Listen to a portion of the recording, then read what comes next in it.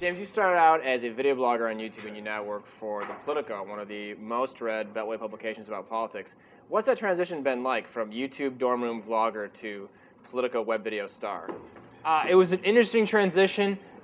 It's been a big learning curve to be kind of somebody just in my dorm room talking about politics and the media. It's actually going on the campaign trail, looking at how the media actually covers the campaign, and learning like, oh, the reason that all the political reporters say the same thing is because, oh, here they all are hanging out in the bar together. I never knew that. So it's been an interesting transition, kind of feeling like an outsider, becoming a little bit more of an insider.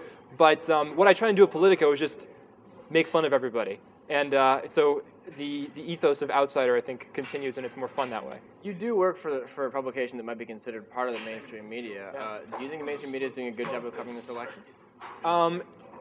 It's doing I think Politico is doing a damn good job of covering the election.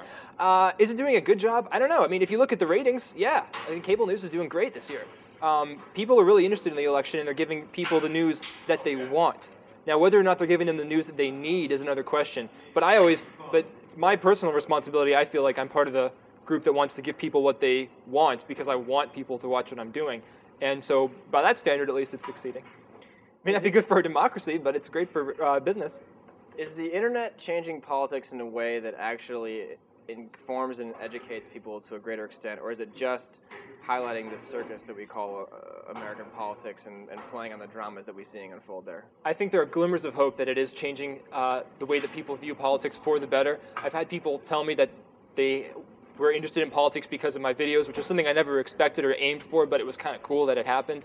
And I think it also gives people the idea that, hey, if a kid in a dorm room can make videos and talk to politicians that way, well, maybe I have a shot too. Maybe it's not so much separate from me, but it's something that I can be a part of. And so hopefully by setting that example, maybe a few people, maybe some hopefully influential people in the future, feel a bit more engaged. Give us some advice to a YouTube user out there who wants to launch themselves from doing stuff in their dorm room or in their house to having a career doing the same thing. Strangely enough, for me, it was not just about being successful on the internet. It was about being successful on the internet and being recognized by the mainstream media, which wrote a lot of articles about me, which made me more successful on the internet. And it was kind of this snowball rolling process where it got bigger and bigger.